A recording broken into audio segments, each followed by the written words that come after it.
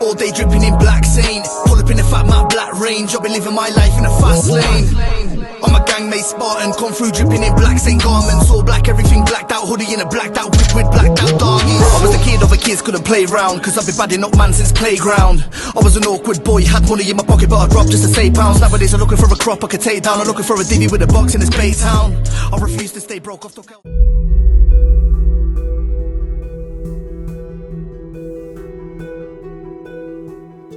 And from going from nothing to that, I tasted like something that I've never tasted in my life, because I literally was buying Ferraris cash. I had a house, 2 Ferraris, but subcontracting the London depot and the Rye Sussex depot. Wow. So in the end, I was turning over £3 million a year, and I had people at my house with guns trying to take what I had. Yeah, it was like some really shit times, and I learned that money was the root of all evil.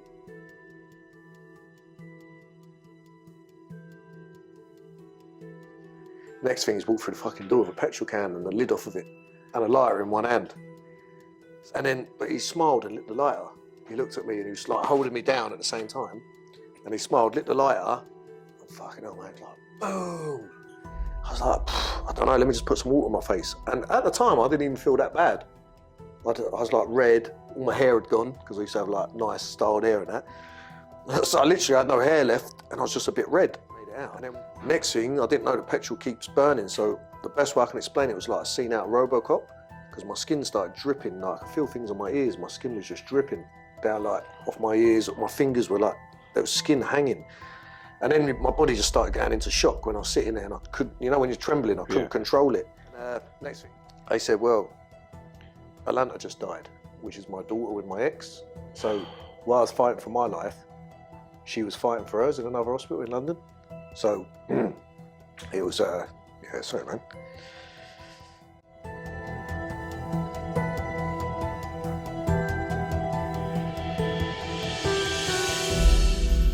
And we are live today with special guest Terry Dunnage. How you doing, man? Good, man. Nice man, to meet you. But it's been ages. We spoke about this a long time ago with being able to get you on, and things have just come into play where it's just took a while to make this happen. Yeah. But you turn up today and you tell me this is the final one that you're doing. Yeah, 100% the final one now. Yeah, you say that it just feels repetitive. Sometimes you're going over the same story and everyone's heard it, but for me, I think like it's truly powerful what you speak about, the journey that you've been on and how you've come out of it the other end. I know it must be hard, like myself, when I talk about my brother and stuff. Every time it does fall back to me a lot with my progression of like, you know, being better. Yeah. But I know I've got to keep doing it. I'm not at the stage you're at yet where I can just walk away from that yet and just be like, my message is out there and it is what it is. But for me here today and you doing this with me, it's absolutely massive for the channel, and it's going to help a lot of people understand your journey and where you've gone with it. Yeah, no, I appreciate that. And on that sense, you've between me and yourself is that you've got so much that you can give. Mine was a story to inspire, and I think I've done as far as I can go now, as in that eventually I don't want to be anchored back to what I survived. Now I want to put that behind me and just live again. Yeah, that's sort of like my thing now, but I do love inspiring people as well. And that you do from day one of seeing your story, the first video I ever saw, and then seeing the ones along. Every time I've seen one with a new person, I've took a bit from that, you know. Yeah. And it's just made me it concreted that I wanted you as part of my channel, you know, and part of the message that we put out there. And you was one of the guys that I definitely wanted from day one on my channel. Yeah, I appreciate that. No, I appreciate you, man. So, you know, we're talking about it like everyone knows. For the people that don't know, tell us a little bit about you and you know, your life and how things have turned out the way they have for you. What, a life before the event or after? Yeah, give us a little build up of you, man. So me as a person, grew up in a council estate, so a working class man, child or whatever. So there's not a lot I haven't done in life. I was a rogue myself when I was younger. Probably dabbled in everything, things that I shouldn't have done, but I was a product of my own environment, I guess. So I used to get up to no good. I was more of a lovable rogue, really. I just used to get up to no good all the time and sort of found a little bit of crime and stuff. I think delved in and out of that. But I've always sort of been a working man. So I've always sort of like seen big visions to get out of the council estates, I guess. I had the big dreams. So from a child, just an average council estate kid, really. But I learned a lot. What I realise now, before I say the story, is that from everything I went through when I was young, it gave me my head now, as in I built so much resilience from a kid, like living at all different people's houses, broken family, having a stepdad on the scene and whatnot. And he was abusive. Like there was so much that we went through as a child, but I was always sort of like on my own, spent a lot of time on my own. So in the end, I made loneliness my friend, which at the time, it affected my life a lot growing up. But looking back at it now, it built so much resilience. So it made me become resilient to what happened to me moving forward. Do you know what I mean? Yeah, yeah. So did you lock yourself off, or find yourself that even though you're from your cancer estate background, like myself, Yeah. that I also had them dreams to get out, not for the fact that I didn't want to be known that I was from a cancer estate, just because I had bigger dreams than what the people that I was surrounded with on the estate had for themselves. Yeah. And sometimes when you tie yourself into somebody else's dream, you end up falling back from where you're supposed to be. Yeah. And, you know, I do believe everything happens for a reason. And I think the things that have happened to us in our life is enabled us to put us in a position where we're able to do what I think we're supposed to do. Yeah. It's just unfortunate for us that we had to go through what we had to go through to be able to understand that ourselves and get that message out there. Exactly. And I'm proud of where I come. I would never change it for a world. I would never change any of my struggles that I had as a child, or anything I ever did. I'll own it, although it's not spoke about, but that's why I enjoy speaking about it, because I don't want to be people to look at me and think, oh, he's, you know, for what he went through. Yeah, I did go through some stuff, but at the same time, I have no regrets of anything I ever did when I was young, because I never physically hurt anybody, but I was up to no good. But that gave me everything to make me who I am today. So I can't forget, and I won't forget, and I'm super proud of coming from where I come from.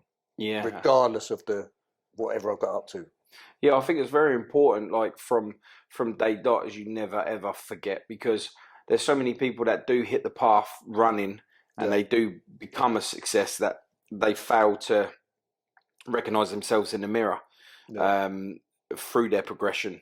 And with that, if you're forgetting who you are, if you're looking at yourself in the mirror, you can only imagine what everyone else is thinking of you along your journey. You're bound to gain a lot of haters and a lot of negativity within your life, and that's no good for anyone, you know. No, 100%. I was like what you said there. I never wanted to get out of my environment. I just didn't want to do the norm, because where we're all going out on a Friday night as young, getting out of our nut, drinking, doing drugs, whatever we were doing. Everybody, it was like Groundhog Day on my estate or the local pub. We'd all be in our local pub. It was like a scene out of Shameless. Do you know what I mean? That's the best way to explain my ideal it. place, mate. I live it there. I loved it as well. But myself, I could go back to that now. I could have everything or nothing and go back to that. But I just didn't fit in with doing the same shit day in, day out. I wanted to do something different. So from there, I literally started. My old man was a courier. And I had this idea once. We had no money. We were just, like I said, doing whatever little deals we could to keep going.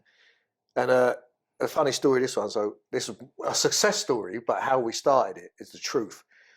We hired this van, a Luton van. We went to this guy, a manager of this company, a pallet company, and said, look, we'll do the jobs that you can't do in all the hotels uptown, where we can go on the underground car parks, deliver the pallets. And he said, all right, what were you charging? We said, whatever it was, a couple of grand a week, £3 a week, 2 men in a van. He said, brilliant, I'll give you a contract. But we didn't have no money. We're still getting that mindset of going out every Friday night, getting out of our nut, trying to drive the next day.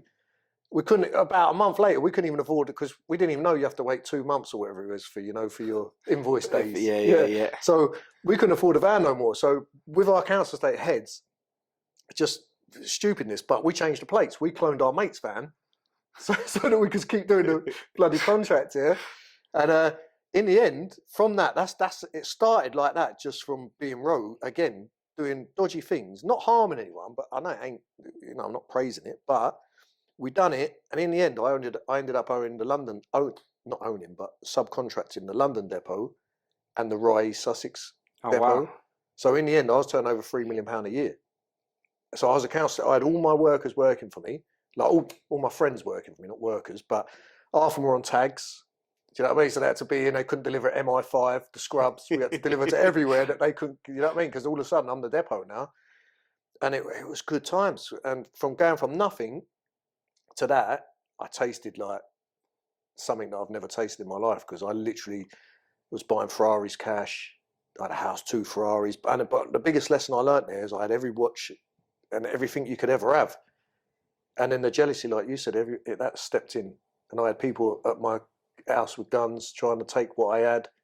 Yeah, it was like some really shit times. And I learned that money was the root of all evil from the time of coming from nothing to everything. So from that, I never wanted to really come back to just being in that. I'd pop back and be myself, but I'd never really wanted anyone to know about my successes after that. Yeah. Because it ruined it for me. It wasn't shared amongst my people. So. Yeah, I mean, you do, like, you know, you always see that, like, these footballers that are showing off their £100,000 watches that are getting, you know, people turning up to their house and robbing them when they're either there or they're away and their missus is there or anything like that, just to take a watch. So when you're sitting there from a cancer state and everyone knows who you are, you still surround yourself and you're balling with all these different watches and Ferraris and that, like, you're bound to turn some noses up. Well, you are what you surround yourself with. That's the lesson there, isn't it? So there's that guy said, show me who your friends are and I'll tell you your future. Yeah. When I heard that, I was like, wow. That's so true, though. You know, because you're surrounding yourself with people that want it but are not hungry enough to get it. So when you get it, that's only going to form jealousy. So then, of course, with jealousy, you get the problems. And people always want what somebody else has got, and they're not willing to work for it. They're willing to take it, so they'll come in and rob you. They'll probably even take your life because of it. You know, not understanding the decimation that they're causing to themselves and family around them, like the ripple effect that about all the time.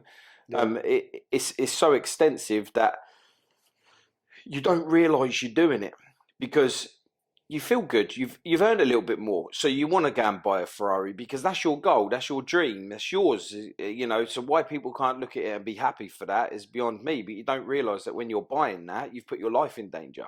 Yep, 100%. I remember going to buy that cash. I bought it cash in Costa Rossa in Park Royal. My first ever one. I bought a 355 Spider. I went up there with a bag full of cash from my business account. I just drew the money out. I was paying wages in cash they were the days when everyone was getting cash in hand. I went up there to buy it. The guy wouldn't even take me seriously. And I remember the buzz. But you know, like, I was so buzzing when I got in it. I was dry. I think, fucking, I've made it. Like, but you know what? It was never shared with anyone, because the only moment I had on my own, when I come back, it was never shared amongst everyone. Like, everyone else sort of had imposter syndrome around me. Everyone was like, yeah, it's all right, Tel, but fucking hell, mate. Do you know what I mean? So, and bearing in mind, when I was a kid and I was in care and everything, not as in care in the system, but living at other people's houses that would take me on with my little gyro book or whatever, and your milk tokens or whatever that was years ago. I dreamed of when you have the poster of the things on the wall, and then when it comes to fruition, when you actually do it, the only person that was ever proud of me who lived in the Isle of Man was my granddad. He said, fair play, boy, you've done well. Like, my dream was always to have a Rolex. So I bought 10 of them, sent him one. But it was never like, everyone just wants what you got then. So it was a big lesson, that. Big lesson. Did you ever find that, like, throughout your success and you had the dreams, that once you had it, it weren't really the hype that you thought it was? 100%, yeah. Because I sat there and I think to myself, oh, my dream car is this, and I'll get it, and then I'll be like... You're bored of it, aren't you, after a few days? Yeah, like, really. The buzz is trying to get it. Yeah, I think you're absolutely right. Yeah, as soon as you got it, the buzz... I could strive for anything, achieve it. The buzz was always achieving it. Once I got it, it's just like... The Ferraris I didn't even drive. I left one of my sister's drive in the end. And her house nearly got burgled 10 times for it. So that I just got rid of that because it was causing her stress, just parking on her job. I didn't literally use it. Once I had it, after a few months, it was just like nothing to me. Didn't even care about it. And that's anything I've ever done in my life. I just love the challenge of, because when someone tells you you can't have that. Had that all my whole life, man. Yeah. Yeah. It's a funny feeling that, though, yeah, isn't it? it really is. But it's a good drive, but it's just channeling that drive in the right way. 100%. 100%. And do you know what it is? As the older you get and you proved everyone wrong, less people say you ain't never going to be able to do that, because they know that if they say it, you're going to prove them wrong. Exactly, yeah. So, like, I think, like, as you get older and you get people that are saying things like that you kind of wish that people still said it, so you can still have that hunger to prove them wrong. Yeah, yeah. I miss that now, yeah, because there's nothing to strive for no more. Yeah, I know, man. And I often sit there and I think to myself, I wonder if the people that said I was not going to do nothing with my life, not just the podcasting, but with my, with my tattoo career and stuff like that, whether they would have sat there and been, do you know what, I made a mistake about that. I'm glad he's doing all right. Do you know what I mean? Yeah, I don't know if people do. I don't know if people cheer you on from the background anymore, do they? There's certain. I think that's why you keep your circle small now, don't you? Because the people that build you up is the ones you really want to hang on to. I learned that after my brother. Yeah. After I lost my brother, my circle under-halved, mate. Like, I literally went from, there were so many of us, and it just completely just went down. Smaller circle is way better. Well, yeah, much better. Much better. I learned that in the hard way through surviving what I did, that I think that I believe myself. I survived so much, it makes me more of a dangerous man. Because I can be at one with myself, I can enjoy my own company dangerously more than I ever need anybody. So my circle went, I used to have I thought was a massive circle, and it probably was in a way. And that's the thing. You think that everyone's your friend. Yeah. You think. And it's not until you sit there and you think to yourself, I actually liked you and you hurt me. Yeah. Because they don't want you for your friendship. They want you for what you've got, for what's around you, the name that you have within your town or your neighborhood. That's what they want. They don't 100%. Actually want you. It's not until something bad happens or you end up going away for a little bit that no one's ringing your phone. Yeah. No one's checking you're okay. You just bounce back to the street like a year, 2 years later, and everyone's like, "Oh, you're all right. I ain't seen you for ages." Yeah, you see you back. I say the same thing. I used to sit there when I compare, because my thing was I moved to Portsmouth. Yeah. 4 years ago now in September. When I went there, it was my biggest lesson, because it's the second time, apart from when I went to Devon, the second time I moved out of my manor. And then even my closest people, that phone didn't ring no more. I was walking down the beach on my own with my dog, thinking, fuck me, like, there's no one on the end of this phone no more. Like, literally didn't ring. And I thought, I ain't chasing people. And people just dropped off as easy as that, the minute I wasn't about. But my other thing was, so when I was in the manor, I used to do it, I used to say to people like this, it was the cherry. So as soon as I had the cherry, I didn't even get to buy it, because all these fake ass friends bit it. I was just left with a stalk every time, thinking, fucking hell. Yeah. That was my life. Yeah, it's true. Absolutely true. Same for me. I was about, everyone knew me, everyone said hello, everyone things, and I think I just gained respect through fear, and that was a rude awakening. Because when I moved away, like you said, I had no phone calls, no nothing. My phone used to go off all the time. Yeah. What are you doing? What are you up to? Party at mine tonight. People would come around at the weekend, we'll have parties at mine. They'd be crashed out on the floor and all that lot. And same again tomorrow. Yeah, sweet, come over. Yeah. And as soon as all that lot stopped, everyone disappeared. So did you move from somewhere to here? I moved from here up to Newcastle. Okay. So when I left here, because I was on the run from the police and that at the time, all the people that I thought were my boys left you on your ass. Yeah, left me on my ass. Yeah. So then when I moved back like 6.5 years later, I'd gone away. I took myself away from all of the poison, and I was living in a council house, living day by day, just doing my thing.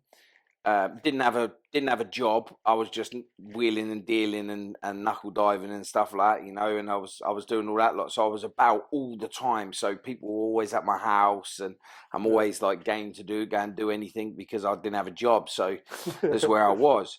But then when I moved away, I grew up fast, because I was in a town now. I didn't know nobody. I couldn't duck and dive, so I couldn't do anything. The network's gone. Everything's gone. Everything that I knew, I'd had to teach myself, because I never learnt this anywhere else, you know what I mean, on how to make money. It was all gone. So I then got myself a job.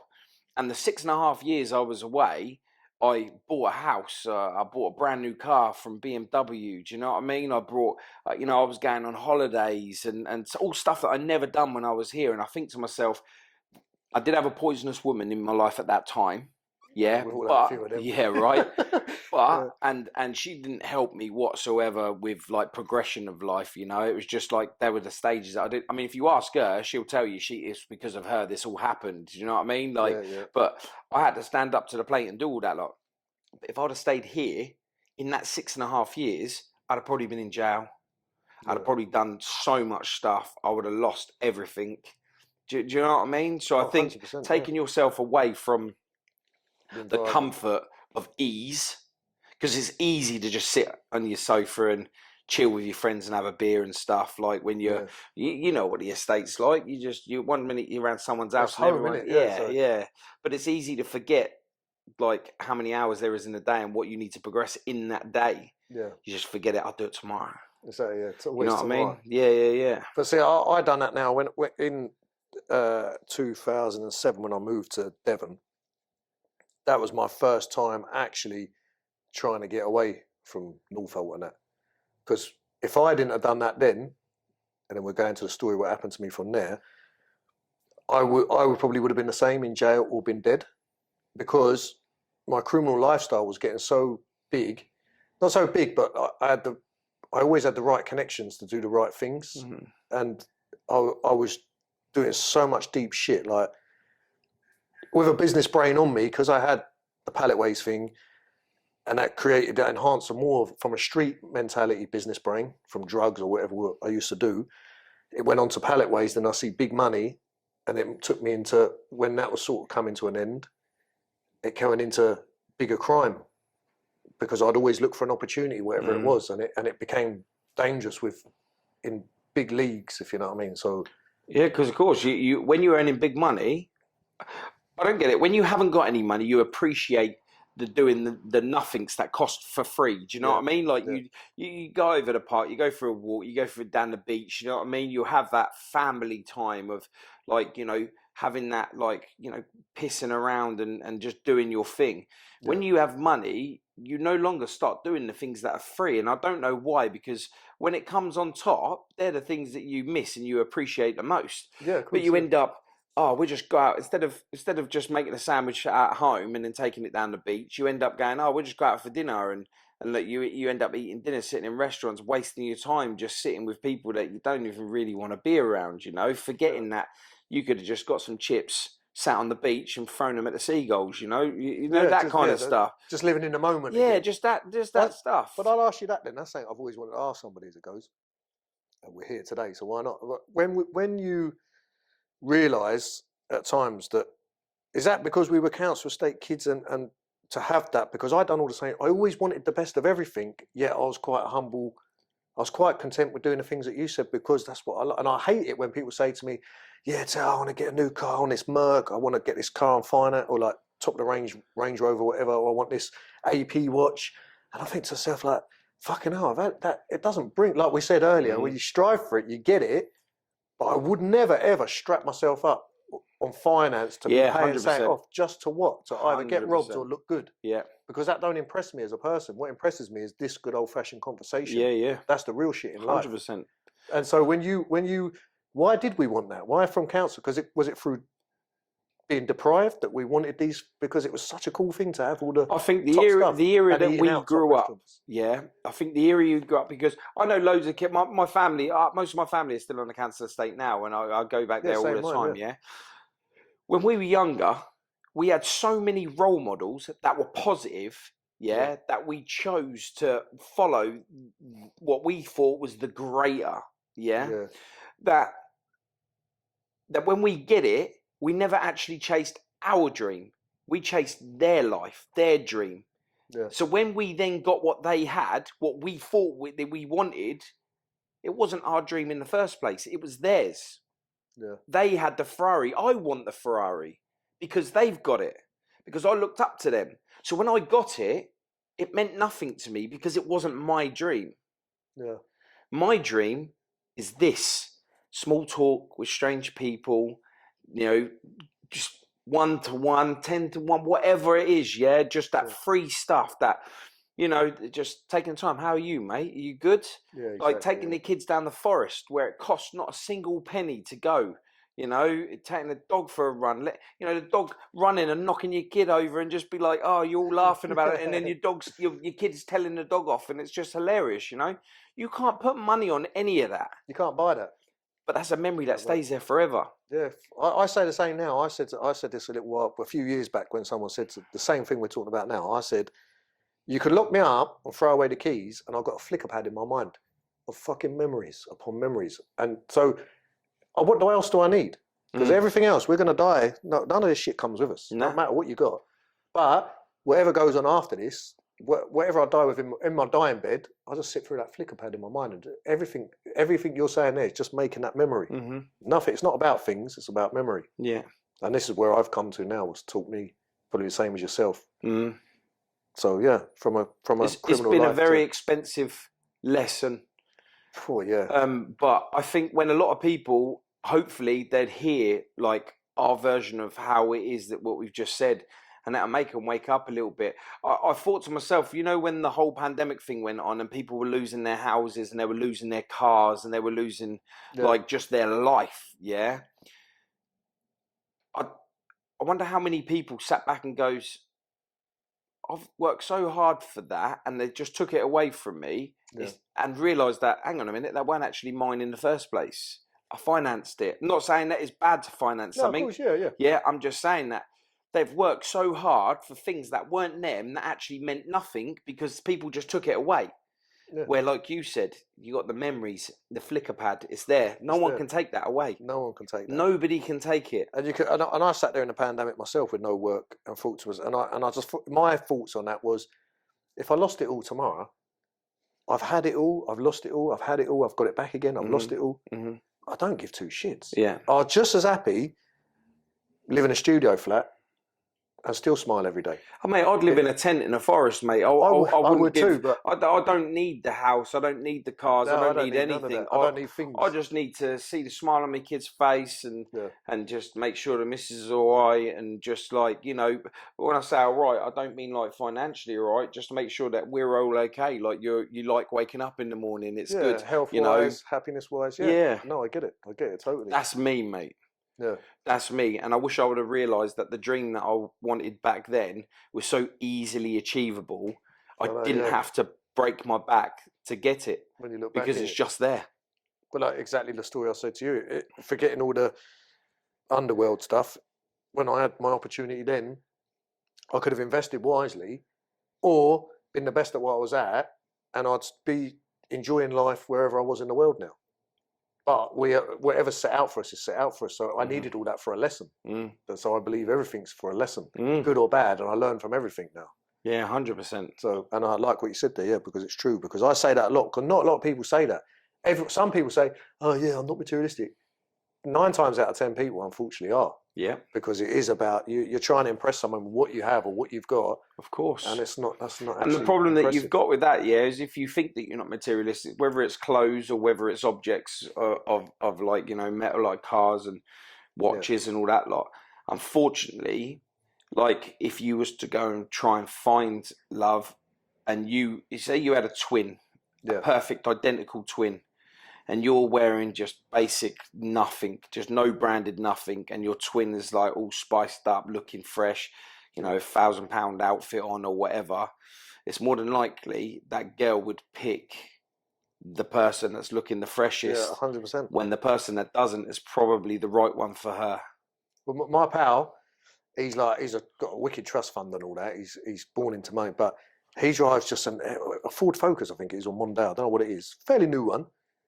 And he said the same thing. Like, we just had a conversation once, and it was one like, and it's something that's always stuck with me from someone that could have anything. I've been away with him and everything. I think his trust fund's ridiculous.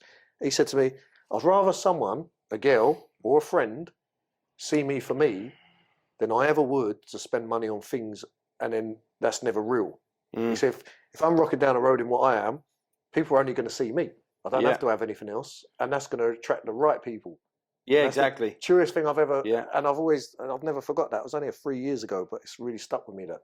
Yeah, good, and I'm glad that's like something that he's managing to push out to people that understand it. Because, like you said, if he's got a trust fund, he can have anything he wants. But with that, you've got a bird that, if anything happened to him, so like he died, his bird's probably going to jump straight onto the next guy that's got money, so she ain't going to mourn you because she didn't actually want you. She wanted what you had. That's the root of all evil, isn't it? 100%. It brings that into your life as well. So, yeah, funny old game. Yeah, but I like this. I like good old fashioned conversation as well. So yeah, man, it's 100.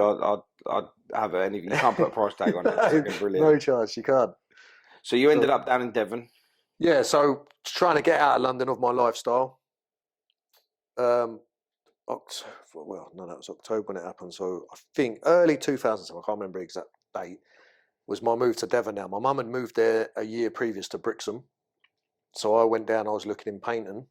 So I brought my mum's council house off her, done it all up, because I've always been in it, like, after the transport company, I was always in a building game. I changed, done a loft conversion, all the standard things, and the house boomed. I think it was 2007, houses were booming in London. Not as much as it went on to, but at that time. So I thought, I'll go to Devon, be with my mum. Always fancy living by the seaside. And obviously I knew things were going to go bad if I stayed where I was. So that was my get out clause. So I went down there, took on a mortgage, looked in painting, found a really nice, like the roads had palm trees, just a beautiful place it was. So bought this house, and I was down there, couldn't get work because it's a whole. You're saying about the network thing. Now all of a sudden, I don't know. Yeah, it's hard, isn't it? Yeah, try and get a normal job. There's like 30, 40 people going for one job. So I thought I had a couple of quid from the house, so I just went out jet skiing every day. First thing I'd do was buy a jet ski. I used to tow it down on my own, go out jet skiing, and just enjoy that sea life for a bit. And then, my uncle would move down there prior, my mum's brother, who was always like a black sheep of the family. But he was a builder, I was a builder. So he was a landscape gardener. So he said, why don't you come into this game? We'd do it together. So we came quite close when we was down there. I was quite close to him when I was young as well. Funny enough, when I was in care, he used to take me for weekends, and he was like my favourite uncle. And then we'd lost touch for years. So I moved down there, started spending a lot of time with him. And so what was that now? Say 2 or 3 months in now. Living down there, the missus couldn't find a job. So I think we was doing like an online market store or something that she was doing online selling stuff anyway. And I was going sea fishing with my uncle, and the build up to it was when we're sea fishing, first sign of it anyway, he used to pull out this little notepad out of his thing. So tell like, you recognise these number plates? That's why you're sea fishing. Do you know what I mean? Because I've always been a bit of a witty guy and a laugh, I never really take anything seriously. Yeah. Or look for any danger in anything. I said, what are you talking about, Vince? He's like, well, because his car registrations keep following me. I was like, fuck, get the fuck out of here. What are you on about? You fucking, don't worry about all that. Let's just carry on fishing. So like, there was a few little signals that I wish I'd picked up on earlier, but I didn't have this mindset then. Do you know what I mean? I just thought the geezer was crazy. You know what I mean? So, and then a couple of things he used to tell me, there's someone keep breaking in my house, messing around with my paperwork. I was like, that don't happen. Not in Devon. What are you talking about? Someone's going to come in and mess your paperwork up, of like whatever claim. Because ironically, he was burnt on a building site years ago with bitumen on a roof. Right. So we used to visit him in hospital when he was burnt, and he had a big insurance claim or whatever against the company and everything else. And this is the paperwork he reckoned someone was going through.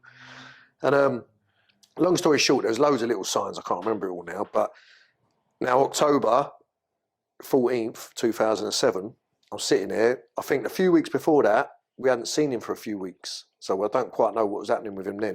He was already diagnosed with paranoid schizophrenia and stuff like that, but none of us knew. It was all kept from us by my auntie and everything else.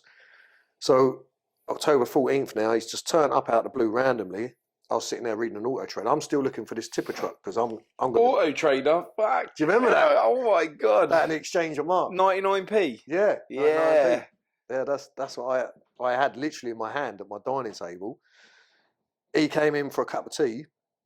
Oh no, he just turned up, sorry. He turned up, had a cup of tea, and then he was getting on about these paranoid delusions again. I said, Vince, man, you're going to have to go. I don't know what you're really on about. And then he's going, no, all right, I'll forget about it. Because he's saying, see that letter on the side from Essex? I was like, yeah, my ex is from Essex. They're all after me over this claim money. I was like, no one's after you, Vince. He said, yeah, but you keep going to London and back. Yeah, because I'm fucking from London. That's what I do. Yeah, but these car registrations. And I said, look, you're going to have to go. He said, all right, just let me next week. I've got last week's Auto Trader. Let me get out for you before I go. And we'll leave it like, and I'll go and whatever. I'm sorry and all that. So all right, sweet. He's gone out. So me and the missus looking at each other. She's cooking a Sunday roast, and she's rolled her eyes because she don't like him anyway, paranoid of him, says he always does strange things. Next thing, he's walked through the fucking door with a petrol can and the lid off of it and a lighter in one hand, saying, now I want fucking answers to what's going on, what you lot doing. You're all guilty of this. It's only since you lot have been around me this is all happening. And I said, Vince, look, you ain't going to just put it down. You ain't going to do nothing. And he said, oh, fuck it. And he started pouring it over his own head. So I'm sitting down at the dining table with an auto trader looking up at him, pouring petrol over his own head. Then he splashed it towards me and he said, right, he's holding a lighter, still the petrol can. There's petrol everywhere now, by the way. He's saying, I want fucking answers to what you lot are doing. And then the missus was holding the dog. I said, Vince, I can't tell you what you don't know. You're just being fucking stupid. He said, you're going to die today. I'm taking you all with me and this, that and the other. The missus got the dog, some husky we had at the time, and the integral door now still at the back of the kitchen. She went to go out the door. He said, where the fuck do you think you're going? She said, I'm letting the dog out. He said, you ain't going anywhere. So he went for her. So then I jumped up out my seat and then we had just had the almighty fight, a big punch up. And with his petrol cans spinning amongst our feet, I could feel this petrol can running about. And where we've just like struggled and we've tussled in the fire or whatever, I was just hoping to give her enough time to get out. And then, but he smiled and lit the lighter. He looked at me and he was like holding me down at the same time. And he smiled, lit the lighter, and fucking hell, mate, it was like, boom. And let me just explain my house. When you used to come to my house, we was on a hill down overlooking the sea. So you'd come into the kitchen, dining room and garage, down to the living room, up to the bedrooms. So I'm sort of kind of on the first floor. So within that, it's like I've seen out a Backdraft, the movie. Yeah, yeah. So where it just felt like it took everything off you, the heat, the intensity of it. So all I could see was a ray of light coming off my balcony. And it wasn't really a balcony, it was just slidey doors with a rail. So I've gone to jump for that whilst trying to pull him with me. But he's like a dead weight, so I had to just let go, jump over the balcony, because I'm on fire. So I jumped off the first floor, rolled on the floor, pulled on my hoodie off, because now this thing it's intense. And then literally I had a pair of Adidas, remember the old shell suit bottoms? Yeah.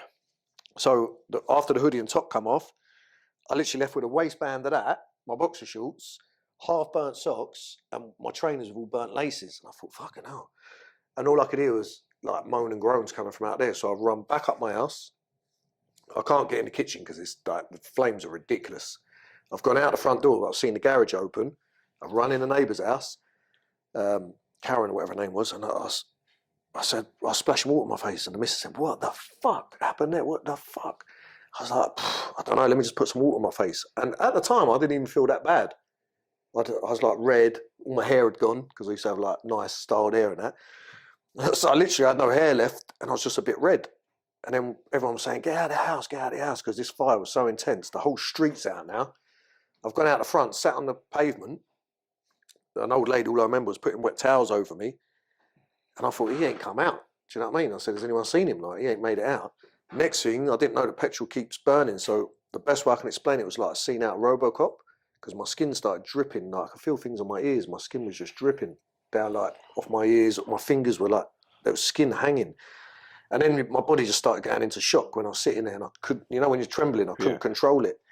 Next thing, an ambulance has come, put me in that. They pulled, all I remember was a big injection. And by that point, I started feeling a bit like, you know, you start seeing the light. Yeah. It's a true thing, because I was literally seeing the light. Well, you felt like you was dying. Yeah, definitely felt like, because my body was doing some shit it's never done in its life. I don't know what, I couldn't control it, if you know what I mean. Yeah. And the minute they give me the injection, I was still conscious in parts. They got me to Torquay Hospital, and I remember my dad being at the side of me, but they had me in a big tent, because I was so open wounds, I think. Yeah. So I was in this tent and I could see all these madness, all the nurses rushing around and everything. I said to my dad, I don't think I'm going to make it. He said, you are? And he was all choked up and crying and all that. And I thought, I'm definitely not going to make it. And the madness that I see, and then I just said to him, tell my kids say I love them. And he said, you're going to make it, you're going to make it. Next thing, I don't really remember much, because they put me in the coma from there, drove me to Bristol Frenchay in and out, because I was supposed to be airlifted, but I don't think they could get the heli, whatever the story was. They took me to Bristol Frenchay in a like super speed ambulance, whatever, or however fast. And then I just remember bits of that, in and out of like consciousness. And I at one point I was joking. I felt like I was still all right.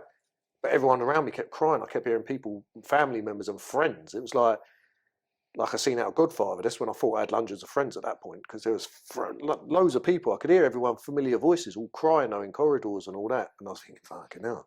So my version of it was, upon arrival there, what I do remember hearing all of that, all I remember is raving in the basement with slush puppies and teddy bears for days upon days, because I was so morphined up. I was tripping out my nut. So when they used to bring me out, they say, don't put me, whatever you're doing. I said, all these nurses are wheeling me down to the basement every night having slush puppy parties, and I can't get out of this fucking bed. I said, no, you're not actually, you haven't moved. You've been asleep for days and all that. But I was literally splintered up, because they had to do so many emergency operations, like skin grafts on my legs, because I was so open. All my arms were grafted. My neck was grafted from my top of my chest to my neck. And so they had tracheostomy. And so at one point I couldn't even talk. I had to point at numbers. So like, the only thing I can explain about that's, obviously I had a couple of dreams now, because I can't really talk what I don't remember about them points, only what people tell me. But when they did wake me up, well, no, before they woke me up, I think they was telling me, like, there was a nurse and he was talking to me saying, do you know what happened and everything else? And I said, yeah, because I still remembered it all, but I think they were just testing what you can remember, what you can't. And they released a balloon in your tracheostomy so you could talk. And I thought, fucking hell, I can talk again. And he said, do you want to see a mirror? They do that gradually, didn't they? Yeah, I think so. Gradually, so let a bit of air out just to you to get used to it again, so you don't get a shock. Yeah. And but I just remember all these machines around me, because everything failed on me, like all my organs. I call what actually was, it was not the burns, well, it was the burns, but where I went in so open wounds, MRSA, C. diff, septicemia. I caught every superbug, because Bristol French at the time was the second worst hotel, right? Okay, hotel, it was proper Hotel California. You know what I mean? You can book in, but you can't leave. But it was the worst hospital in the one of the worst in the UK. So I caught every superbug, and that's what more or less done me, because everything, every organ failed basically. So every machine kept me alive. They read my final rites twice. So I'll go through that bit before I talk about waking up. And then they said to me, what was it they said to me? I can't remember what they said now. They said, can't even remember where I was going with that bit, but with they read my final rites twice. My sister threw the priest out the second time, because she said, he ain't dying, get out. And it was just one nurse or one surgeon who had the last idea to save my life, because on the second time now, they're not going to do no more. Nothing they can do for me, because all my lungs were filled with fluids. Could you hear all of this? No, I couldn't hear none of it. Not that I remember. So, because I was in a drug-induced coma for, I think, about 4 or 5 weeks. Yeah, they say sometimes, like, when someone's in a coma, you can go and read to them or go and speak to them or play music, and apparently you can hear it. But I Yeah, I didn't hear. I know. So I know what I do remember I didn't hear nothing except for the things that I told you when I first went in. So what I do remember is, after the first time that they read my final rites and held a chapel arrest service for me, the first time when I was written off, until they put some more machines on or whatever, I remember they brought me out of it, and I said to my family, I was knocking on your door last night. They said, what are you talking about? I said, yeah. They said, how'd you get to the room then? And then I explained it and got it, but never been that place in my life. It got it wrong by one door. And really? There's all looking at each other like, how the fuck does he know that, whatever. But gospel truth, I remember getting out my bed, whether I was tripping or not, but I just can't not look at it, because I got it wrong by one door. I've never left. So you reckon that you had an out-of-body experience where your spirit left and then you went and just done your trip? I think so. Well, how else would I know that? So yeah, I believe whatever it is, whether my spirit left its body at the time or whatever, yeah, it's definitely an out-of-body experience of some sort. Wow. I couldn't have consciously done that in a hospital, I don't know. But let me not finish on that one. That was just a light one. Then the second time, when they threw the priest out because they didn't want to turn my machines off, the surgeon come up with the last idea, let's turn him on his front, because he's got pneumonia and everything so bad, through my tracheostomy, they're having to suck out all the fluids and everything. They turned me on my front so I could use the back of my lungs to breathe. That was my final chance of living. And it worked. So 2 days after that, they brought me back out of the coma again, And I said to the missus, and my mum, I think it was, or my dad, I can't remember who was there. I said, yeah, I was out having a meal with Nan and Grandad last night, bearing in mind they've been dead years. They said, well, where did you go then? I said, there's a nice little restaurant up the road there. It's like a cafe outside with little gold black rails around it and all that. Yeah, oh yeah, what did they look like? I said, well, it was all dressed in white. I took a white Ferrari convertible from the front. What does the front look like? I said, well, I left. They said, how do you leave your room? I said, well, I went through that door there. Out the front, there's a half circle where it was parked. I got in it, went down to the end of the road, through the actual gates, left, and I met them up in the cafe up there. The cafe didn't exist. There was nothing up there. But how I explained the front was to a T how I got into my bed. Wow. And I come from ICU to that room after the second time. So I was in intensive care, never left there until I got to that part. And then but that was really real to me, because when they pushed me out later on and I see it in real life, I was physically sick because it was so how I see it. And yet I've never seen that place in my life. That's mental. That's pretty crazy. Yeah. And my granddad telling me it's not your time yet, boy. So that was the last thing, the only part of the conversation I remember. And I come back into my bed, parked back in a half circle, walked back in, told him exactly how I walked into my bed and where my bed was. So that was pretty mad. So You had to have had. There's no other way to describe it. I mean, you know, you're going to get people that go, chat shit, you don't have out of body experience. You must have just been semi-awake as they were wheeling you in and you'd have seen it. I come in the back door though. That's what I'm saying. Yeah, that's the car park. That's the only way that you can explain that, because of the amount of drugs that you were on, yourself, you're holding on, but in turn, you're tripping so much that you're allowing yourself to be outside your own body. Yeah. Whether that's shock, drugs, or trauma, bro, you had an out-of-body experience. 100%, yeah. And I believe that. And what I see it. It's not like I'm living proof that it's not something I'm just going to say if I didn't experience it. Do you know what I'm saying? And, Yeah, I think you definitely experienced it. Yeah. How can you get two things right minus one door and they got no and a calf. calf? Exactly. And I say the same today. So when someone says to me now, if you used to turn around to me, like, are you scared of death? Not really. Because if I've seen that on my death's door, then there's got to be something else, isn't there? Because there's got to be more to this world than there is. Do you know what I mean? So that I was probably always a normal guy, like, yeah, I don't really want to die.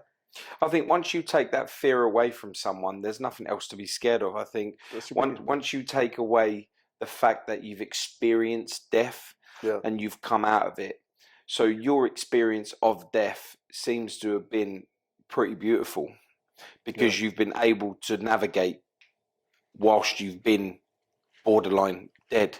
You've been able to navigate your mind and your spirit wherever it is that you needed it to be.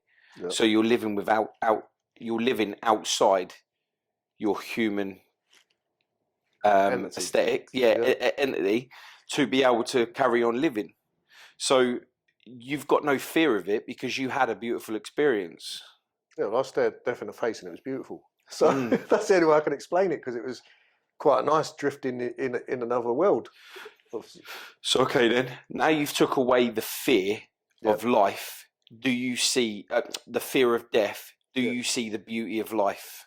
Yeah, 100%, man. I look at life in a whole different way now. That, like I said, it's probably in my life I wouldn't appreciate looking at trees and greenery or being by the sea now. The free stuff. Yeah, the free stuff. But the beautifulness in that free stuff, because that is really... That's appreciation of free, that is. Yeah, it really is. I appreciate a lot more things now that I'll probably never take notice of in my life. And actually speaking to people and having time to share stories and talk old stories with older people. Do you know what I mean? You know, things that where I was an arrogant whatever before. Do you know what I mean? I was a pretty boy and I was so arrogant, so up my own arse. I don't know where my life would have went like that. So I needed this to change me as well. So maybe all this had to happen to make me a better person and to be able to give me something to give others. Do you get what I mean? Mm-hmm. That's how I look at it. Do you hate him for what he did? Yeah, considering you've just said about without that you would never have been able to find the beauty within your life. So I'll go on with the story in a sec, but I'll just give you this as you asked that question now. So I don't forgive because I don't think I know how to forgive, and I don't think it's something, and you'll know why in a minute when I go on with the story, but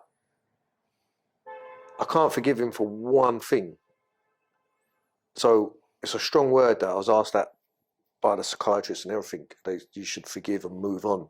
I've been told that. Yeah, I can't forgive, no, and I won't forgive, because if he had survived, I wouldn't be able to do this now, because it would have been my life mission to probably torture the guy, and I'm just being real. I don't think I'd have ever let that go. I couldn't have let it go. But at the same time, he doesn't enter my mind space. I can sit here today and talk about it. He doesn't have no bearing or hold Power on my life whatsoever. You're gone. Good riddance to you. But I won't. I'll never forgive him. No, I can't. And I'll tell you for why I can't forgive him, because after that second time, and I said they woke me up, I shared that story of crossing over, is where my real battle started now, because obviously they put me back under again for a few days. Because I think whatever happened after that, where they had me on my front, long story short, is they turned me over and I had catheters and everything, and they erupted a main blood vessel in my bum. So I had to go down for another surgery. So they put me under again, because everything there just went wrong for me. So now, the actual day, they're waking me up for good now. They've woke me up. I'm sitting there. I think, I don't know if he's passed me in the mirror yet or whatever. I think no, it wasn't. So I woke up. I'm in splints, but now I can talk. Even though I've got the tracheostomy in that, now they're trying to bring me, like, let's build him up as a person. Now I've woke up, remembering all I remember, but in my bed now, my bedside, is my ex-missus and my sister. And so now I'm confused, because I thought, what's going on here then? And they're both pretty upset. So I was like, well, I thought, this is just, they woke me up, say goodbye or whatever. My day's done, my journey's done now, whatever. And I said, what's the matter with you? And they said, just build yourself up a little bit and everything else, sit up, and do you want a drink? I was like, not really, I just want to know what's going on. Do you know what I mean? And they said, well, Alanta just died, which is my daughter with my ex. So while I was fighting for my life, she was fighting for hers in another hospital in London. So it was, yeah, sorry, man. Never really got me before. So, yeah, when they told me that, my whole battle really started there, if you know what I mean.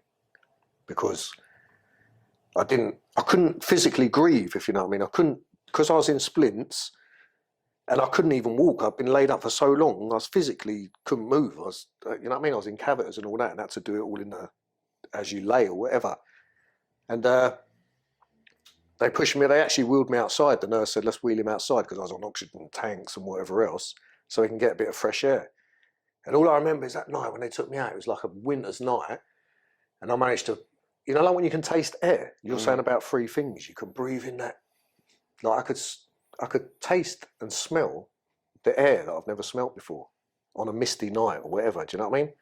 So from that night, they took me back in. I think the next day, do you want to look at yourself? They passed me a mirror.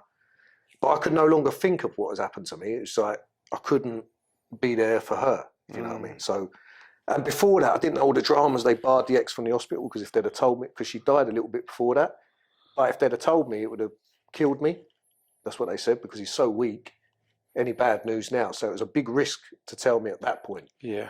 So they told me that, and then that was it, brother. I couldn't, everything I was doing, physio, like as a man, 28 years old, all I want to do now, I know I'm going to have a funeral.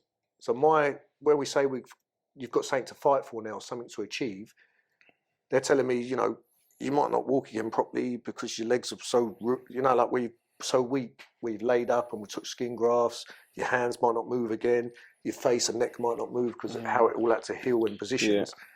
Yeah. All I want to do is walk for this funeral, for my daughter's funeral. I can't have nothing less than that. So this is again where we go back to, now I've got something to fight for. So every day I'm going physio. I remember they took me out of my bed for the first time.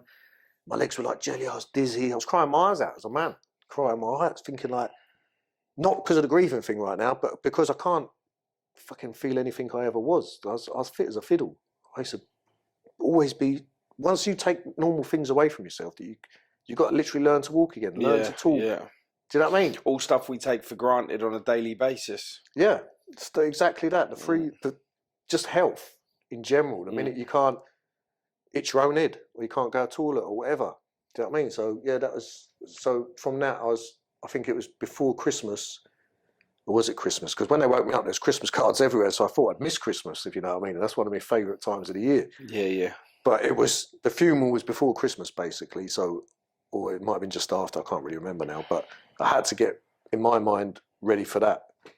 And from them battles was a lot of funny stories as well. Do you know what I mean? Like just things like being in the hospital bed, ringing the buzzer, no one coming. So I used to piss over the side of the bed on everyone's shoes that used to come and visit, couldn't wear the shoes in the room and all that. And I remember I said to the missus once, I need to go to the toilet. I want to use the proper toilet now. Because now I'm getting frustrated. I want to do normal things. And she took me, I had the catheter and all that in the end of your willy, whatever.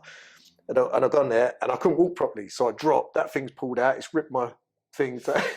And we're both sitting there, I'm bleeding. And I said, don't tell the nurses we went to the toilet. Do you know what I mean? Like things that was just going on was just funny in the end, like trying to get ready. But I'll fast forward now. There was some funny times, don't be wrong, because I'm not one to conform. But fast forward now to this funeral, I was still an inpatient or half an outpatient, still in Bristol. So they said to me, you can go with nurses because now I'm addicted to oxygen. Do you know, if you're on it too long? Yeah. So I can't. That's why you could probably feel the fresh air and taste it and that, because it was different to what you've been. Yeah, because they let me take the mask off for a second. Yeah, but it was such a beautiful to taste that, man. It's just we just go back to how beautiful life is because you don't really appreciate it. But the I forgot what I was going now. The funeral was coming up. And you got addicted to oxygen. I got addicted. So my only option to go to the funeral was, because they had a fundraiser for me and I couldn't even leave the hospital because I was on so many machines still, that I couldn't even go to my own fundraiser that they wanted to do for me because I lost everything, like every bit of clothing or mainly most of my stuff in the house because it burnt down. So my family, my friends and all that, I couldn't attend that.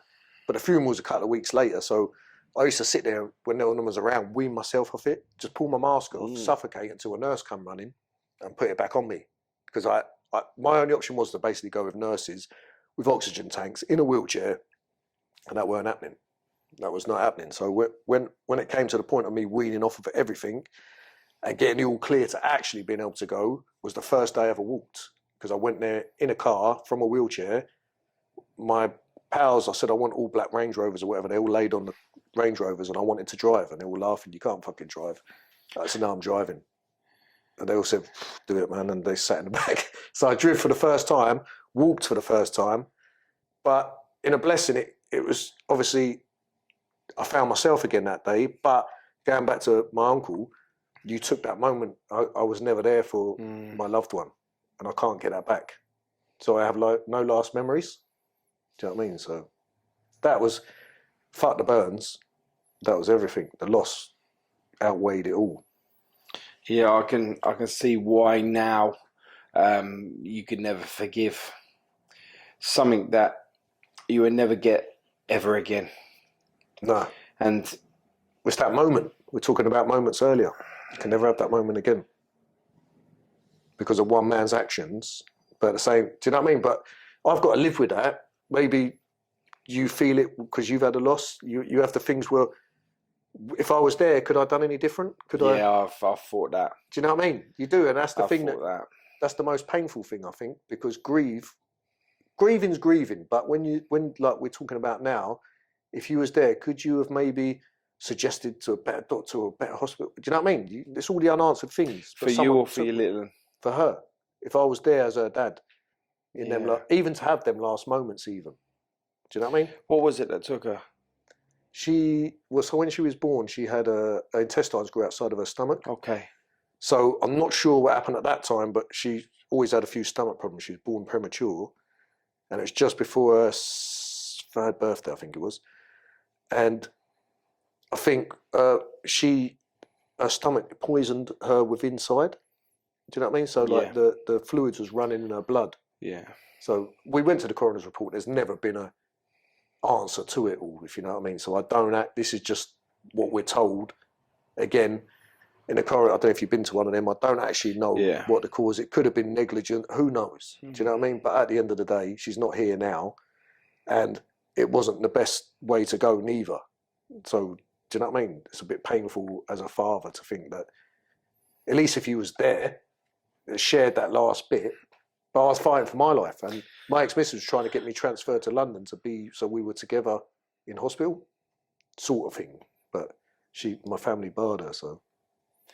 Absolutely insane, isn't it? You never think, or you never imagine that your child would go before you, but going at the same time as you is, and just, It's unthinkable, isn't it? it does make you wonder. I don't know whether you're a religious person. I am around a lot of people that are religious, but I always question things like this, where I think to myself, like, why? Because I know, as a father, that I would say, you've got two of us here on a table. Take me. Oh, of course. Do you know what I mean? Of course. But I think that strongly. I'm not religious, I guess, but I am. I don't know, because I do believe in. I believe in something. I believe in something. Yeah, I I'm with can't you say on what that. it is. I'm with you on that. But if that was the option, why the fuck didn't you just take me? I was gone anyway. I was gone twice. Just if it was my life or hers, obviously any parent's going to say that. But why couldn't she have survived? Yeah. Why did I have to survive? I beat myself up a lot of years. I tried to take my own life over it, like many times. I sat there once with a shotgun under my chin. I was going to blow my own fucking brains out over it, only because a friend knew where I was, because I made a couple of goodbye calls, and he figured out where I was. Is that actually I got saved? It got pulled out my hand, but it went on for a long time. More because it wasn't the burns really. Yeah, they affect you in your physicality or body confidence. Do you know what I mean? And I have had that, but it was more to do with them moments and the things, like you said, the things you can't change. And why did I survive? That was one of my biggest things. Why did you have to? Why couldn't it took me? Whatever it is, why didn't you just take me and leave her? I've had 28 years. That's better than nothing, wasn't it? Better than 3 years. I'm with you on that, man. I think some of us are here for the message. Yeah, I do. I believe that some of us are here for the message. I'm not saying by the time we get to the message, we ain't going to deal with a whole lot of fucking pain in between. Yeah. And from what you just said, you're a testament to yourself with the pain that you've had to endure to be able to say this message today, and many, many other times that you've done in the past. Yeah. Are we here? Are we supposed? Is this what we're supposed to? Are we supposed to be doing it? Is it what we're supposed to be doing, or is it that we've just got to a point now where we're allowing ourselves to believe that we are here for the message, that we just carry on doing it? Yeah, exactly. And with that, do we? For what purpose are we doing it, and are we doing it for the reason it should be? And that is to help spread awareness, or are we doing it to try and take our mind away from the grief that we've done as a form of dealing with our trauma? And I don't think there's a therapist out there that could ever answer that, because I think we adjust ourselves as humans to be able to learn how to cope and manifest the information that's negative put into us and try and put it out there in a positive. And with that, we start finding our own journey, and that's finding ourselves in the process. And that allows you to open up your mind to believe that what we are doing is right, not just for others, but for our soul. Yeah, of course. And then the gift that we get from that is the realization of appreciation. Yeah. And that's hard to visualize, or to even put. That was hard for me to put that in words that I would even understand, because it's so hard. I sit here and I think all the time, and I struggle with the words on how to say it now, where you'd understand what I'm going through and I'd understand what you're going through, enough for the viewers to be able to see, the trauma that has been put there. And I think if we was all learn how painful it was to have a positive message at youth, at school, and we was talking generational knowledge earlier on before we started this about what we're led to believe is right. Well, the world be a beautiful place. I always thought that. I always thought, like, I had a big heart anyway, but after everything, it did the same as what you're thinking there is exactly the same. When I'd done everything I did, go on to the charity and everything else, I realised, though, that not everybody else had that message around me. So although I was running with a lantern, everybody else wasn't really running with me, Mm-hmm. but everybody liked the idea of it Yeah. because they haven't really experienced it. I only clicked with people like yourself or people that's been through some stuff, because all roads to recovery touch each other along the way or lead to the same path. So I could only really, I think I inspired a lot of people. I know that I have some, and I only really wanted to inspire a handful of people. But it did help me a lot because I got to get it out of my system, talk about it. Mm-hmm. I've been through the crying stages. I've been through like the hardened stages and everything else. And my journey was exactly the same. I just wanted to help people. But then another thing I come across is that I could only help some of the people some of the time, not all of the people all the time. Have you reached the selfish part yet? As in, like, you've done so much and you've inspired me from day dot. I said that from the beginning. Have you got to the selfish part yet where you're like, no one's actually really paying attention? Why am I even bothering? I'm taking time out of my day. I'm doing this off my own back, and have you got to that part yet? I don't. You know what? I think I probably have a couple of times, and not in that sense, but in the sense of where I was telling my story. So I started to bore myself. So even today, it's kind of hard for me because I've lived it so many times. I don't feel that I can give you the best of it because I've rinsed it so many times. Because it's only one story. Do you know what I mean? I know there's things that lead off from that, but I guess at them points, I started to feel selfish in myself. Is that what am I trying to do here? Yeah. Because I'm repeating myself constantly, and I'm trying to help some people. Some people like light up my life, and I think, my God, I actually helped. And then some people, when you can't help someone because they're unhelpable, and I think, oh no, like then I take all that negative things. So it used to make me up and down. So selfishly, I guess that's why I don't do it no more now. Well, I said today this will be my last one because I've sort of accepted, and this is another selfish thing, I guess, but I've accepted in my head that I've survived what I said earlier. So now I just want to move on. But I kind of like still miss that buzz of inspiring because like you, I think it's my purpose and I want to do it. But at the same time, I got lost in it all through selfishness and whatever else. And I thought, no, I just want to go and make money now. I don't even want to talk about myself no more.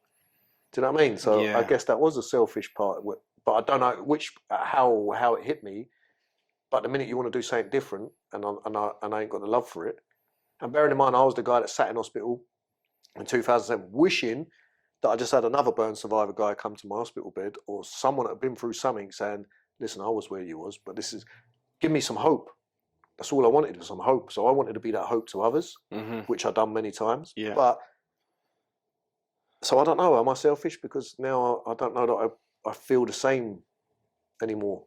Do you know what I mean? It's crazy what you say when you said that no one come to me when I needed another burns victim to be able to come in and talk to me. I was the same with why I ended up doing what I'm doing now, and that's raising awareness on the trauma of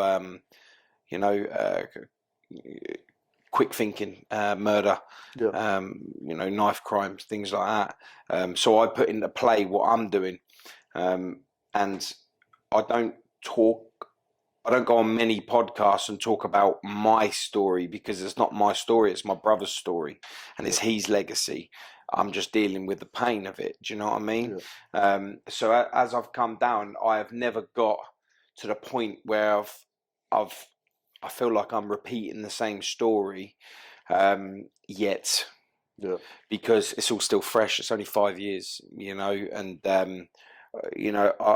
I'm at the strength to be able to talk about it. I'm at the strength to be able to raise the awareness. But I know at some point, every single time I do something, it's going to harden me. Yeah. To the point where the rawness that I put out with what I say stops being seen. Yeah. And I think that might be where you're at with it. With having that rawness now, because you spoke about it so much, it becomes so, you've lived it and you've come stronger. So now you're living in your strength rather than living in your weak. So I think that you've built the strength up now that you are able to say, I've done my bit. Exactly. Yeah, I think you're right. And I think just something I wanted to say there is that when you actually sit up anymore talking about it, I was so far detached from, like, today's the first time it's choked me up in many years, where because I was like a robot. I could talk the story so many times. I detached it was like somebody else's story. Like what you just said there. Yeah. It was like I was always telling that story. And I get, like there's so much to it, and obviously we haven't touched on loads of it today, but there's so much road to recovery on it, and people related to it in every different parts of it. But when you no longer talk it, it's like I'm talking it happened to somebody else, then I'm so far detached from it myself that either I'm over it, or like you said, it's time to hang up the microphone, because it's how far do you go now? Because in interviews, there's no emotion no more. There wasn't any more. Do you know what I mean? Yeah. And that's when I think you have to, for me anyway, is that I think I'll just move on to, I love helping people, but at the same time, my heart's always going to be good in life anyway. There's other people outside of mental health and burns and whatever else, you know what I mean? I could just be nice to someone in the street now. Yeah, of course. So I can always do good, and and I believe in the universe, so whatever's set out for me is set out. If something came back again later on and I could do something amazing, I'll do it. But it can't be just about that. Yeah, it can't be just about that same story there. Do you know what I mean? Yeah, no, raising your awareness in what's happened to you and trying to be there for other people. You've got a point where, like you say, you have to detach yourself. So it is somebody else's story. So you're now in a position where you can now accept new things that come into your life, and probably appreciate them 10 times more than what you did when everything was before, and for that, I guess you could be grateful that you're able to open your heart up to new things that are the next step, the next journey. For me, you would know this feeling because you've been where I'm at today. I'm not ready for new things yet because I'm still stuck reliving the memory, because I'm trying to raise the awareness that you've done all of this.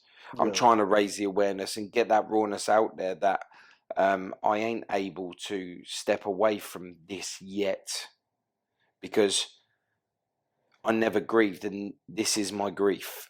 This is me grieving from doing what I'm doing and raising awareness right across the platform with, like, myself and knife crime, mental health, anxiety, depression, all of the above my channel covers, and there's more things coming from the channel that's going to help raise the awareness right across the platform. I've opened it right up for a lot of things to be able to help. That's what I love about you as well, because when we connected and I see what you do, because I think that's needed for men especially. I know women, I'm not ruling out women, but men, it's only last few years, men, I was one of the first men, I weren't one of the first, but in my whatever I see online, I was the first man to stand up and have body confidence issues and be looked down upon. Do you know what I mean? On my way up, I was like, here what?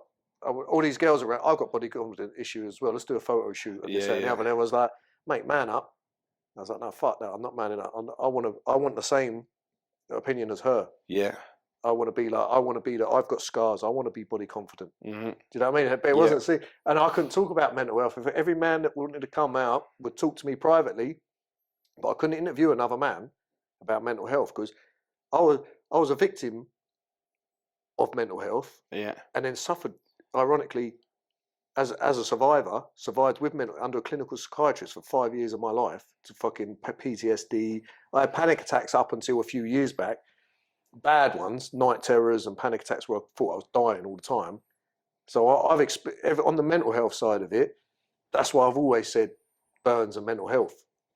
How was it for you going through all of, like, you building yourself up with being a burns victim and then suffering with the depression and that lot? Was it for you to go and speak to someone that opened up the whole pool?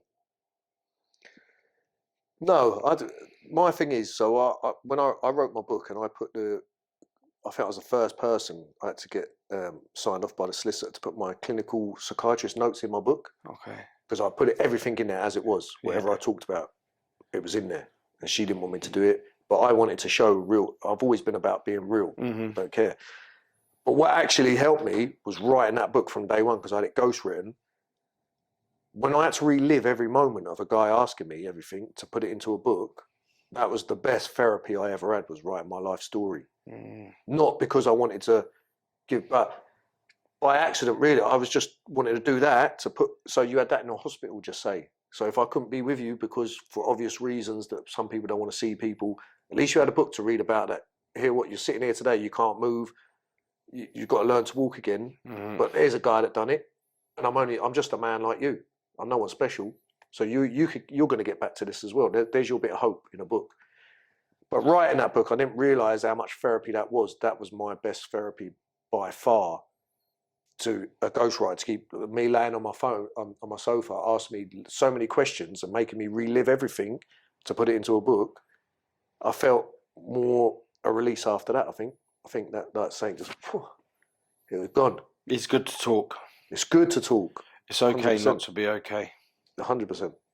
You have to accept that if you're not okay, you're not okay. And don't beat yourself up over it. I used to do it for years.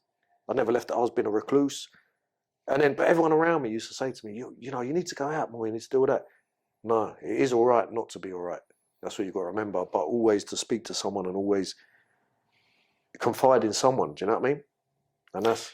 Yeah, I done a podcast the other month with a guy, and he actually said it's okay not to be okay. And when he said that, I was like, wow, that was powerful. Then the other day I was tattooing in my studio, right? And it was the wife of this gentleman that come in, and he come in and he was hyped. He was like, I'm hoping to do a podcast with him later on with men's mental health, and he was hyped. He was like, I watched that podcast that you did, and for him to say it was okay not to be okay, he goes, it hit me real hard, and to see someone take a positive out of that, just them words. Yeah. Makes you realise just how important it is to say the good things to people, you know, because everyone's so quick to sit there and be like, look at you.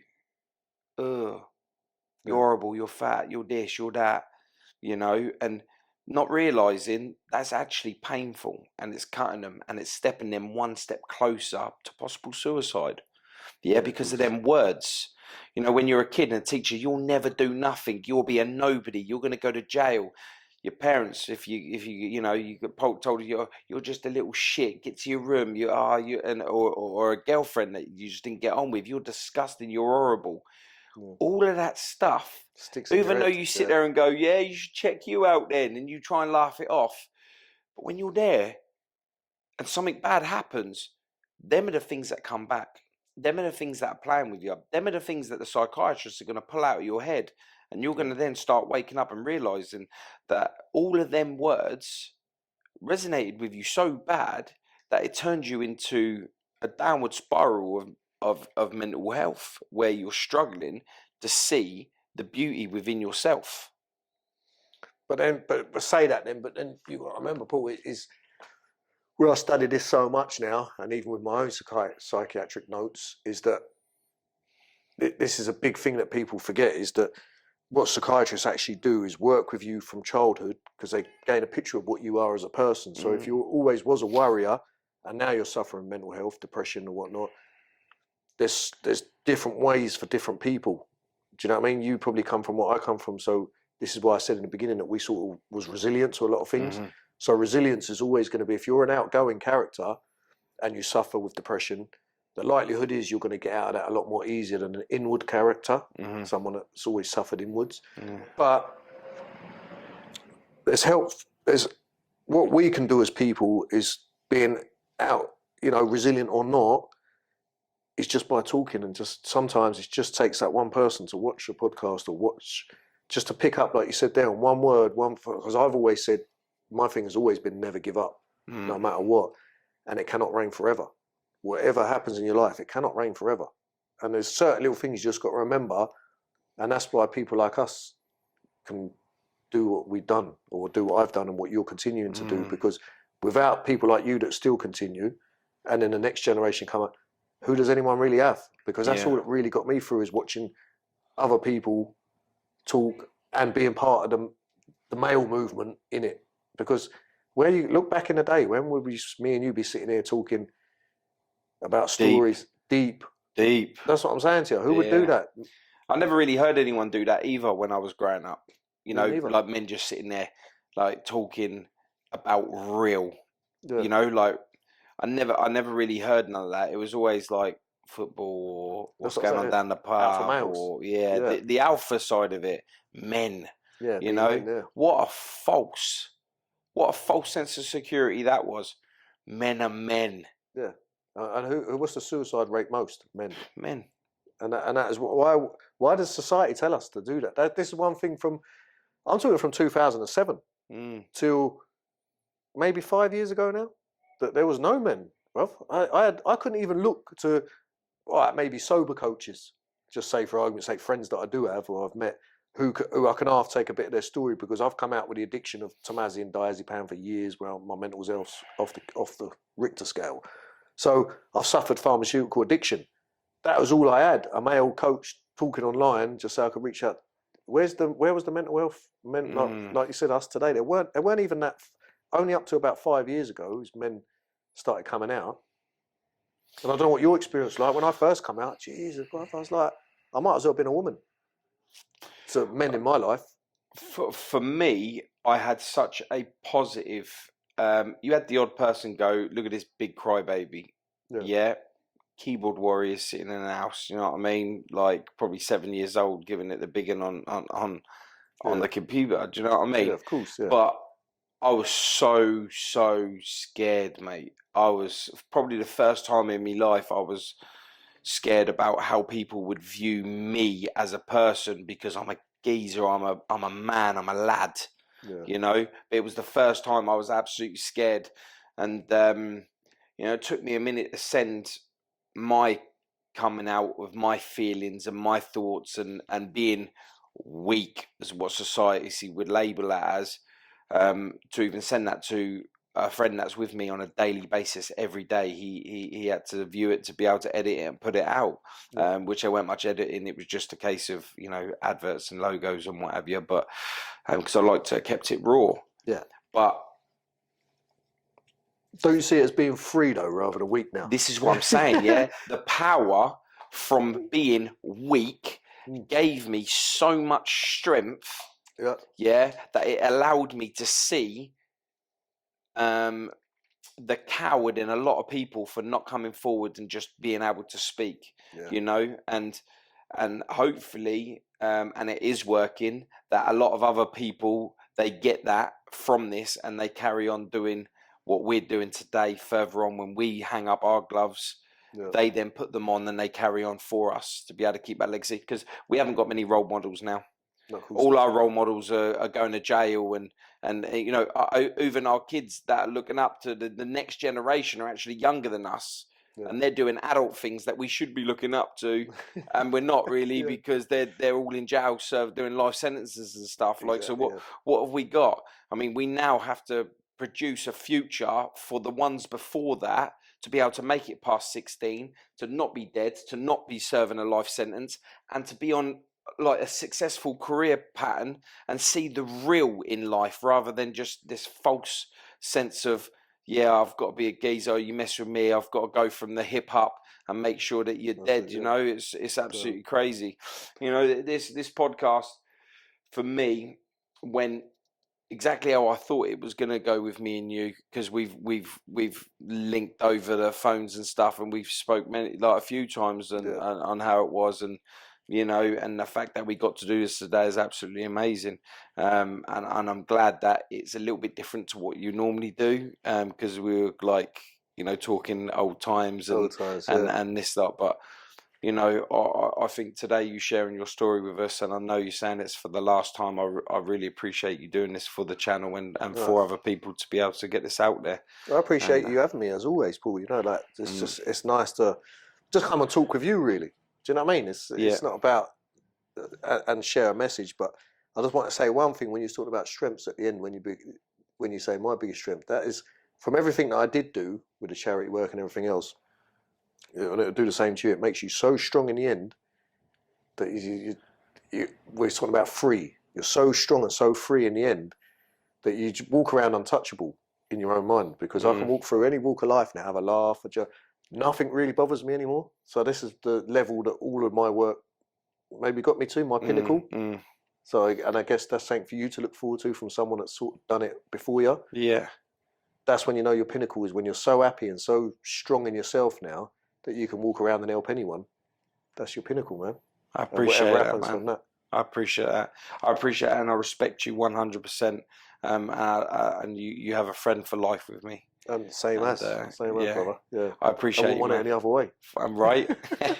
Thank you so much, Cheers, brother. man. I appreciate you. Cheers.